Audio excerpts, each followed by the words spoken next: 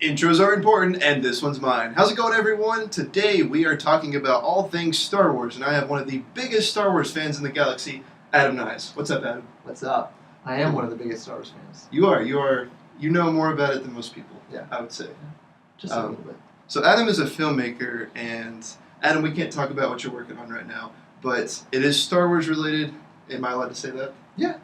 Okay, cool. But it's going to be really cool, and I will definitely link his channel in the description below so you can check it out. He's releasing it very soon. Cool. So today's topic is why the hate on The Last Jedi. I don't think I've ever seen Star Wars fans this divided. Yeah, it's definitely funny because I've talked to so many friends and some people love it, some people absolutely hate it, say it's the worst Star Wars movie ever made. It's just like back and forth and back and forth. So Yeah, so I've seen a lot of articles and I've read all the reviews. Well, not all of them, that's impossible. But I have. there's like a few things that people hate, and there's a lot of things that people like. Like I think some of the coolest Star Wars scenes are in this movie. Yeah. What were some of your favorite moments from the movie? Okay. Before we get started, I will say this is spoiler heavy. We are going to go through all the major spoilers. So I'm going to give you 2 seconds. Let's go watch the movie. Yeah, go watch the movie right now. Hit pause right now and head to your local theater. Yeah, see you later. So, here, hang on. So my favorite thing... Sorry, I had to pull up my list. You're good. I think my favorite scene from this movie was definitely when Kylo Ren kills Snoke. Mm-hmm. I think that's at least whenever everyone in the audience cheered. I got super pumped. And then they have one of the coolest lightsaber scenes in the entire Star Wars saga, I think. It was so cool because we've seen lightsaber fights before in the prequels and stuff like that, but nothing like this with 2 Jedi just going at it. And the guards were actually pretty challenging foes. Like they had their own unique weapons and everything, so it was really cool. Yeah. And also the very first lightsaber joke I've ever seen in a Star Wars movie. Kylo Ren grabs it and just goes, psh. Yep. I thought that was really cool. It was definitely some unique choreography, stuff that you see in fan films or stuff like that, where the moment where Rey drops the lightsaber, catches it with her other hand, and fends off the guard. That's really creative choreography. So it's something that I don't think we had seen before, and his Kylo's lightsaber or kill where he embeds it in the guy's head, all that stuff was just so unique, so fun. So. Yeah, and I definitely saw a lot of inspiration from anime and just Japanese films in general. So I could definitely see Rian Johnson was definitely doing his homework on this kind of choreography. And even their fight styles, Kylo's fight style is just so entertaining. He's just when he goes rage mode and he's swinging around, that stuff is just, and you can see how it compares to Rey's fight style. There's a great fight scene. And that's why the lightsaber scene between Kylo and Rey in The Force Awakens is one of my favorites, because Rey's very defensive if you watch it again. She doesn't know what to do. And Kylo's just swinging it, just the biggest swings you can imagine. Yeah. And I was super pumped. What was your favorite part? Favorite part of the movie? Oh man, I really enjoyed this movie a lot. I don't think that it deserves all the criticism that it's getting. I had a lot of fun throughout. I think my favorite scene was probably, we already talked about the lightsaber battle, but the whole battle on Crate, where they had the speeders and the walkers.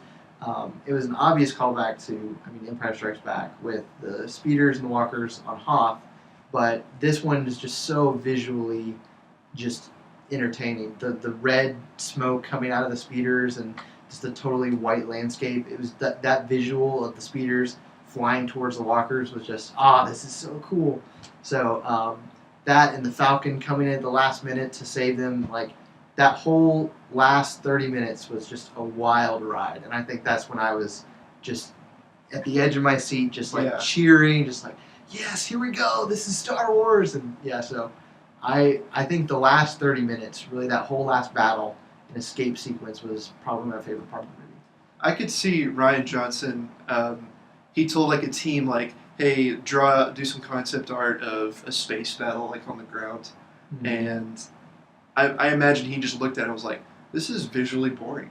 let's add something cool. Let's have salt that turns red whenever it's exposed. At least I think that's how it works. Yeah.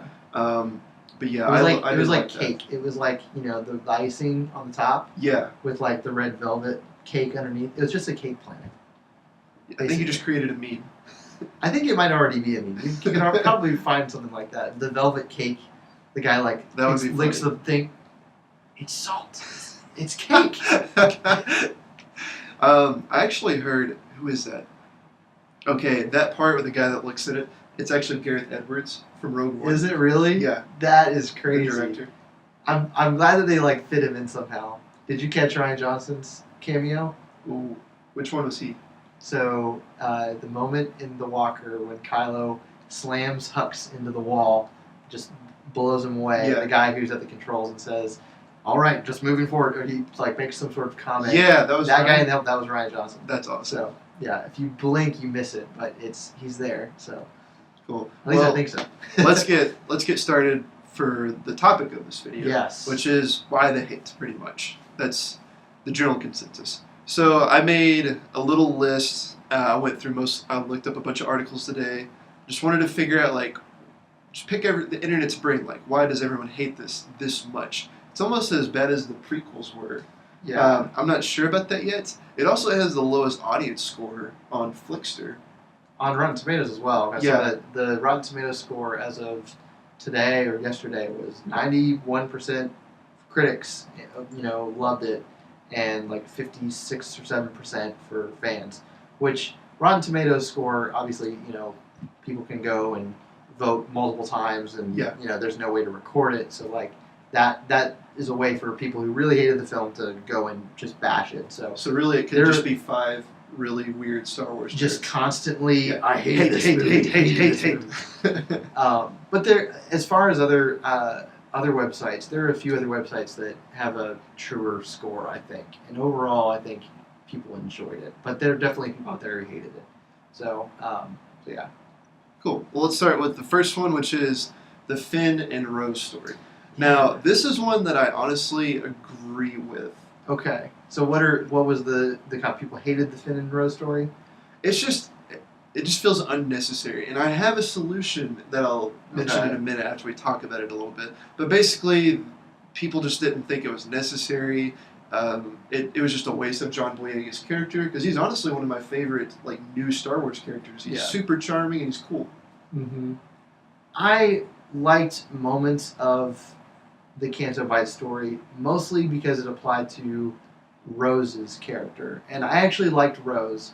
Her whole character arc in the whole movie was really touching, I think. I really liked her.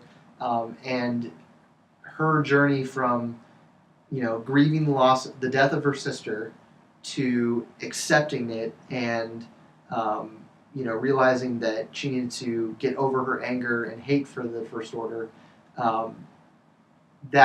she needed a way to overcome that. So her whole discussion with Finn and Canto Bight, where she's talking about, like, I just want to, all these people are, war profiteering and they all deserve to die, and I just want to stick it to the man somehow. That was a way for her to, like, realize that, no, it's not really worth it to, I'm just rambling right now. But anyways, I think that it was necessary for her to have a scene where she stuck it to the man, stuck it to the guys that she hated for killing her sister. So I think that Canto Bight element served that. Whether they could have done it differently, yeah, I think they could have definitely made it more interesting. But yeah, she needed a moment in that in order for her character arc to be completed. So I think that it wasn't done well, but Yeah. they I will had say, to have something like that. It was interesting to see, at least in theory, it's interesting to see the richer life in Star Wars, because we've never really seen that. We've seen poor people, and we've seen people in higher power. We've never seen Yeah. the comfortable, luxurious life that people can live in the Star Wars universe. Yeah. And that part is interesting to me, but overall I just thought it was boring. But do you think, this is the question I'll ask for each one, do you Yeah. think it deserves this much hate? As far as people saying, cut it out, didn't need to be there. Well, deserving hate is an interesting thing, because I think, this movie, you can like it, you don't like it. Everyone has their own opinion. Whether it works as a story element is what I'm kind of like coming from. Whether does it fit the structure of the story? I think that it's a side mission. It's like a video game, where they just needed to fill. It feels like filler. I think that it could have been done differently. That's what I would say. I was entertained. I like Benicio del Toro's character, and I like that they introduced him. And the way that they introduced him, I like that he kind of outlines that whole mission. Kind of outlines, the galaxy is profiting off of this war, and there are people who are making millions and living rich lives because of this by selling weapons to both sides, and that kind of also opened up Finn's, arc of saying like, wow, I thought this was black and white, and really this is a lot more complex situation than. And it kind of parallels the thing with the Jedi, like the gray area between good versus evil. Yeah. And so that part is interesting. Yeah. And I'll tell my solution, and then we'll move on. Yeah. What I think. What's your fix? I think Rose and Benicio del Toro could have been the same person. And that, I think they could have done a stealth mission on Snoke's ship. I think that would have been a lot cooler. So, Benicio del Toro and Finn, kiss at the end, too? Sure, whatever. Okay.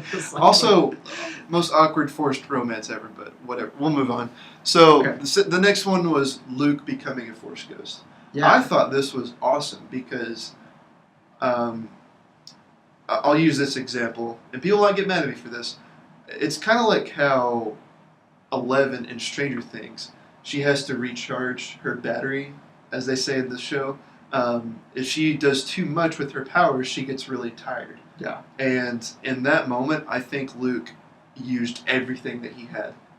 Because, he just put himself on a different planet, light years away. And I think that's probably one of the most difficult things you can do as a Jedi. They foreshadowed it as well earlier. Kylo Ren says something to Rey about how he can't appear to her or to him as a Force ghost because that would destroy him.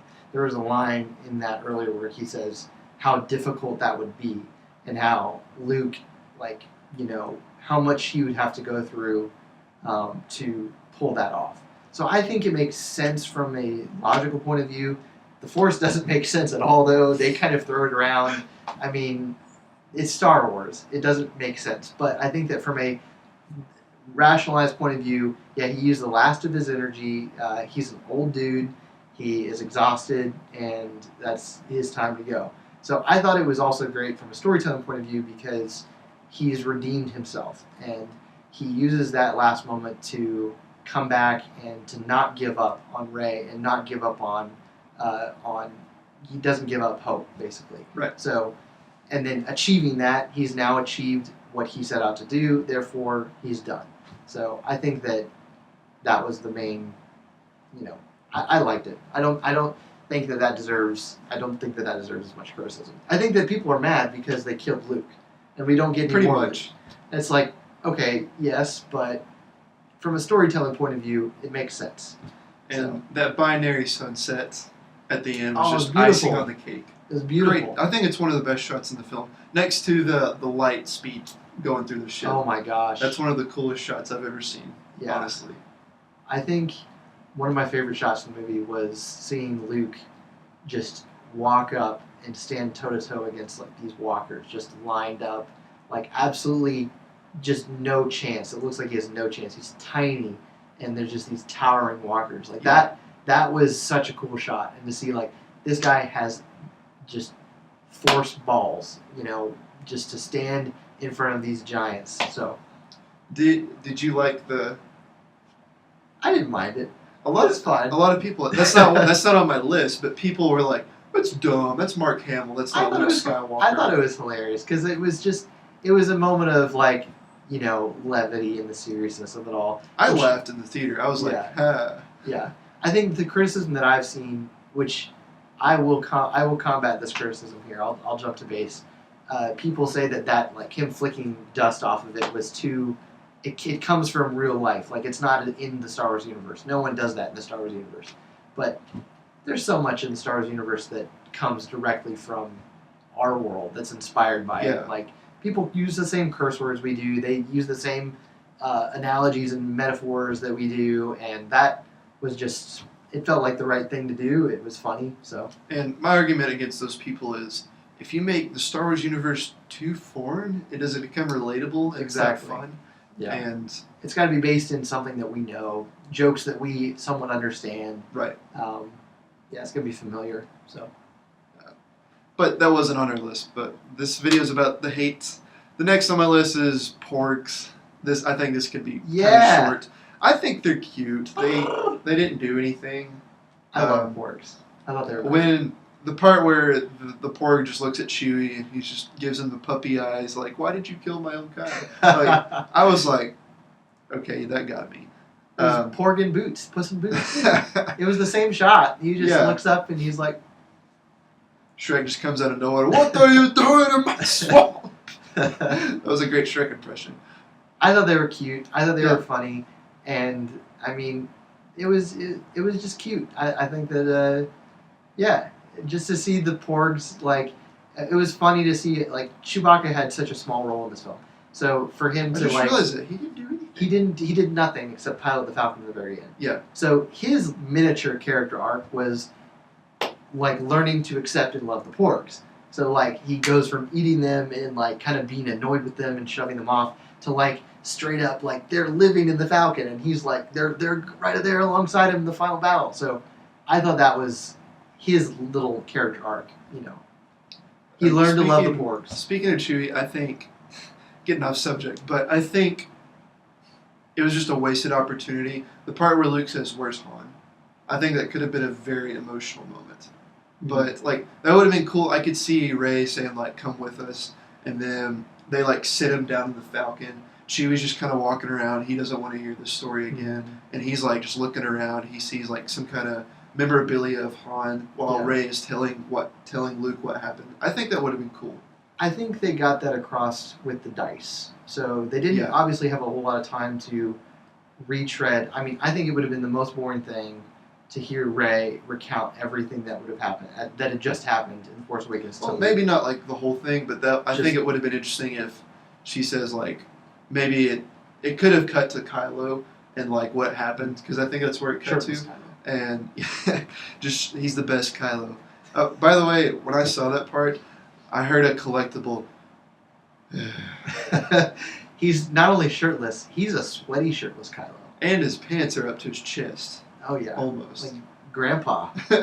Grandpa Kylo. But yeah, like I think it could have cut to Kylo and then cut to Rey, and then she just kind of says like, "Well, that's what happened," and then Luke just kind of has this moment like, "Wow, my best friend is dead." Yeah, I think they got the same emotional beat across in the moment when Luke goes back into the Falcon cockpit, because he walks back in and he kind of like has this not only nostalgia of his adventures and good times and memories with his friends, but like he picks up the dice and like the dice represented his missing Han Solo, you know, and he kind of fondly looks at them like, man, you know, I miss my old buddy, you know. So, and then with him giving the dice to Leia later on was really symbolic. So, of him kind of that was a good moment. Yeah. So, we'll do one more. I think that's all we have time for. But the last thing I've seen, and a lot of people have been making fun of this, was Leia flying through space. I'm surprised there wasn't I'm surprised there wasn't a shooting star meme. Oh my gosh. That would have been the perfect moment. You should make that. That'd be funny. It's almost 2018. I think that meme's dead. We've seen Leia use her force powers before. She's older. She's developed her powers more. Obviously, she hasn't had the same training that Luke had or anything like that. But to me, it makes sense that, you know, an older, more experienced Leia would have a better understanding of her own force abilities. I also think it was kind of instinctual. Like, maybe it wasn't her really trying to do this intentionally. Maybe it was kind of just a fight or flight response to her body being in peril. You know, maybe, you know, she reached out to the Force and it just happened to work. You know, the Force is so, you know, wishy-washy and all the, and it's kind of hard to get a good grasp on what works and what doesn't, but I think it made sense for her it made sense. But I definitely thought that with Carrie Fisher passing away, that when I saw her get blasted out into space, that like, oh, this is how she dies. This is how they, kind of get rid of her character, or this is the way that they, that they kind of deal with her death. So I was really surprised that she survived, and she has a really important role in the movie, and she, does a great job, after that. But I was kind of surprised that they took her that direction at that point. So honestly, like, I really loved this moment because it represents like everything I love about Star Wars, like willing to take risk and just seeing the Force in ways that we've never seen it before. Because I feel like it's used in different ways in every movie. But yeah, I thought it was a great moment. I don't think anyone should complain about it. People were saying it reminded them of the prequels. And I'm like, okay, where was the ridiculous CGI? And it was a really good shot. Like, you saw the sun in the background and Leia just kind of going through. I was like, this is I thought she really was cool. dead. I thought she was dead. I did too. Speaking of the Force, what did you think of the Force in this movie? Obviously, it played a huge role. And I mean, obviously, I've seen the memes like Skype call in Star Wars, like between Kylo Force and Rey. bond. Yeah, and That's got to be the most inconvenient thing when you got to go to the bathroom. There's like someone just like watching you. Like, well, this isn't a convenient time for this thing right now. Like it's just like the worst put some time. pants on or something. I mean, that's kind of addressed. Like, Kylo talks to her while his shirt's off, and she's like, "Put a towel on." There was like a collective moan whenever I heard that joke. But I thought it was cool. Like, they're trying to show everyone like this is what the Force does, and if there's this much outrage, I doubt they will be like, okay, we won't do it again, because I could see Disney doing that. I love the way that this movie handles the Force. It's different than anything that we've seen in other movies. I mean, we've been told that it's like this electromagnetic field that's, it binds us and whatever, and all these different explanations. But the way that Luke describes his relationship with the Force is something totally new. It's like the tension between all living things, and I really like the way that they described it, and it was definitely new. So I was sitting there while he was explaining it the whole time. I was like, please no midi-chlorians, please no midi-chlorians. You see, Anakin, it's these cells that are in all of us. Luke just gives her a biology lesson. Opens up a book, is like, all right, you see these things? Let's get a microscope.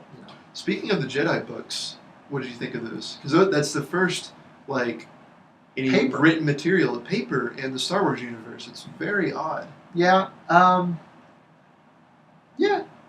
It was okay. I mean, I think that it was interesting to me that they're still around. I did see something online where Luke tries to save the books from burning, obviously, but when Finn opens up a drawer on the Falcon, they're still there. Yep. So it's Rey like saved them. Rey has obviously went and stole them. It's like, okay, I don't know where they're gonna take these, but I don't know what's in them. So obviously there'll be some kind of MacGuffin or something like that for Episode 9. But they were fine. Yeah, I thought it was a cool moment. Like, I didn't catch it. I actually had to have someone online tell me, like, Rey got the books, right? Because I thought they were destroyed. I was like, I didn't notice it either. But yeah, we'll end this video by saying, what do you think is going to happen in the next one? Oh my gosh. Because honestly, like, after the movie, I was like, I don't know what's going to happen. Like, Kylo's in charge of the First Order now. He's a supreme leader, I'm guessing. Rey is going to train and become a master of the Force. I don't know if she'll become a Jedi. She believes in the Jedi way, but I feel like she's also like got that lingering thought of Luke saying the Jedi aren't all sunshine and rainbows. Yeah, I think the next movie will be interesting. It'll be really interesting to see where they go with it. Mm-hmm. Kylo as a supreme leader is awesome. I feel like the First Order is not really comfortable with this unhinged dude at the helm, because Yeah. Snoke, he's a bad guy, but like he at least commands a sort of intelligence. Like he knows what he's doing. Kylo is kind of this, he's a crazy guy. Yeah. And so That's I why I think think there it's going to be awesome. Like, you don't know what he's going to do. exactly. But like from the First Order's perspective, seeing like what do they think of the fact that Snoke's gone, Kylo is leading us, and seeing kind of that relationship between Hux and Kylo is going to be interesting as it goes forward. I think we're going to see some more Jedi. The kid at the very end, the last shot of the movie when he force pulls the broom to him, that to me tells me that okay, there's a lot more force sensitive kids or creatures or whoever out there in the universe. And Rey's going to rally some group together to get together and fight the First Order. So, People are speculating online, like, who is Broom Kid? Like, who is Broom he? Kid. And I'm like, yeah, that's his name online. I think he's just a kid. Like, I think it's just that last shot. Honestly, one of the most underwhelming endings to a Star Wars film. Just a kid. I thought it was great. It's cool, but it is really neat. But he's no one special, in my opinion. He's just a kid. It's just showing, like, these are the new people that are going to save the galaxy, essentially, or destroy it. We don't know if they'll become another Kylo Ren. My mind, Broom Kid. This is going to sound super lame, but Broom Kid is us. Yeah. Broom Kid is the kids who, watch these heroes and this galaxy-wide war happen and like all of this stuff, and they have hope in whatever dark situation they're in. Obviously, he was enslaved on this planet by this guy, but Broom Kid is kind of, Ryan Johnson is also a huge Star Wars fan, so I kind of saw it as his moment of saying, like, looking up into the stars and imagining himself as a Jedi. To me, that's me. That was me as a kid. That's like all of us, like holding that broom. Like, man, I wish I was this thing. And so that's kind of what I got from that moment. That this is us looking at Star Wars as and the kids who are watching Star Wars who like it brings us joy and it brings us happiness. And so, but yeah, obviously it could be anybody. You could be, you could be the next part of the next academy of young Jedi younglings to. Honestly, I was expecting like Rey to come up behind him and be like, "All right, let's get back to work," or something like that. I just want a decoder ring. I want a Rebel decoder ring that flips out. I guarantee that'll be a big like. Can they put that in cereal boxes now? Like join the Rebel That would be Alliance. cool. So I mean, it like has a little eye that opens and everything. That really does look like a cereal box toy. Yeah, it's like, hey, join the rebellion. In every box of cereal in your Wheaties.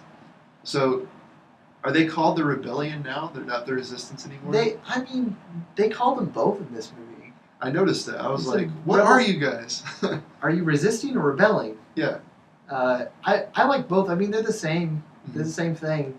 I think it's interesting, though, that, like, the Rebellion was this ragtag group of fighters who were terrorists, basically. They were against the current government. They were, people who were outside of the rule. And the Resistance is kind of this group that's working undercover in the New Republic. Mm-hmm. Like, they're not supported by the government, but they're, I don't know. The whole politics thing is always interested me. I mean, it's hurts the prequels, but, I think it's interesting to see that play out with the Resistance not being backed by the New Republic, and now there is no New Republic, so the Resistance is they are the only people there who are fighting the First Order. So, but yeah. Well, Adam, thanks for joining me today.